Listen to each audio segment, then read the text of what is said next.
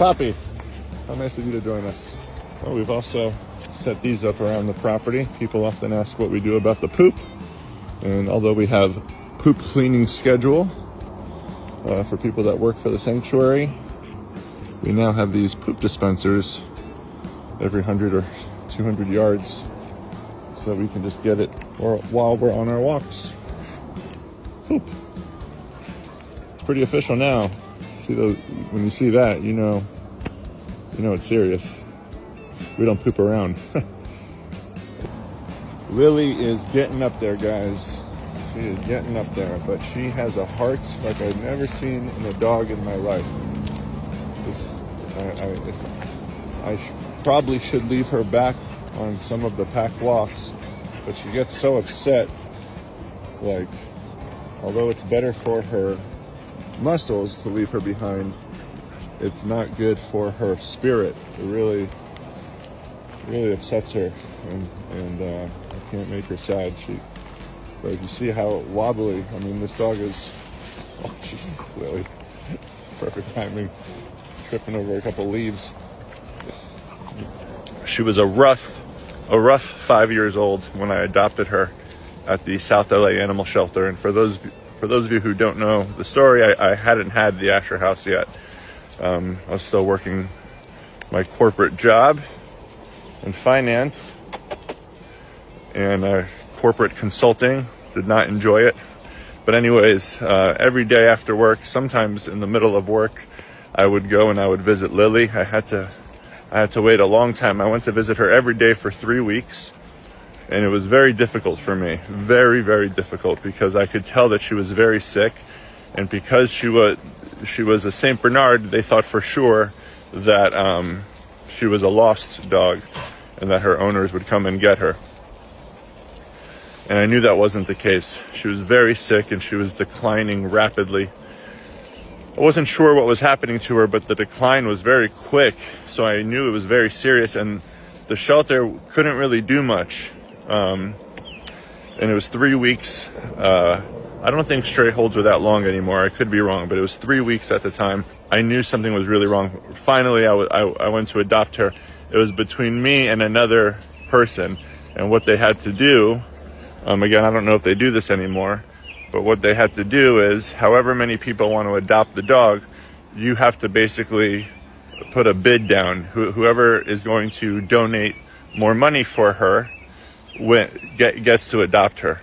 So I just told the lady, I said, look, I don't know how many times you went to visit this dog. The woman that I was going to bid against, if you will. It's like a silent auction. I'm probably not describing it right, but hopefully you get my point, right? If let's say I write down $500, which is what I think I was going to do, and she wrote down $600, she would get her. So I was like, I'm not going to allow money to stop me, because I know this dog is going to cost a fortune. And basically, I told her, I said, I've been coming to visit this dog every single day. I don't know how many times you've come to see her and to check on her, but I haven't seen you. This dog is going to cost a lot of money. What we decide to pay right now is nothing compared to the vet bills that we're going to have to take on. I said, she's suffering from something neurologically. And I'm telling you, if you've even come to see her more than once, you would know that. And she started crying. She's like, I've only met her once, but I really like her. And I said, I know you like her, but I love her, and I know that she's beautiful, but she is suffering. Please let me help her. And I even gave the woman my number if she ever wanted to see what, that I wasn't just selling her on it.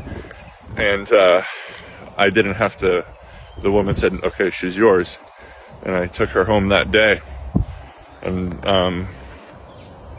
this is how I started Asher House Wellness, the CBD company, because shortly after I adopted Lily, it was the scariest thing. I've never seen a dog have a seizure before. And there she was on the second night I had her. The first couple days, she wouldn't come out of the bathroom.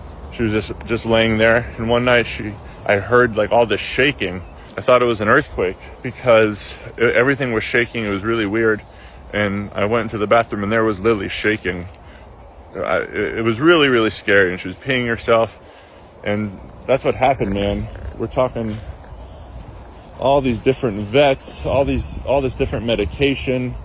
I was really running out of money. I was pretty much broke at the time, right before I started the Asher House. So I was literally completely broke, and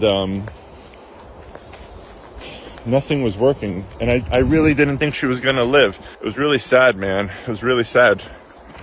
She was very calm. Now you hear Lillie barking. I mean, she was silent, you know, she would barely eat. She didn't want to be near anyone. And someone mentioned, because I would talk about how I take CBD for my back. At the time, it wasn't very popular. Butters, let's go. I would talk about taking CBD for my back, and someone mentioned CBD is known to be really good for seizures. You should try giving it to Lillie. And I had nothing to lose, you know. I was like, I don't think she's going to live very long. Might as well try everything. And I tried it, and almost immediately, within just a couple of days, I don't think she had a seizure that night. So yeah, she's 12 or 13. I just can't believe how far she's made it. Like, CBD seriously saved her life. And the same CBD that I was using for Lillie, we put our name on it, we bought it. And it's really a beautiful story. I know it sounds like now I'm feeling insecure, like I'm selling you, and I am. Seriously, whether you think it's salesy or not, it's a beautiful story how it all came together. It's like, it's awesome, you know, it really is.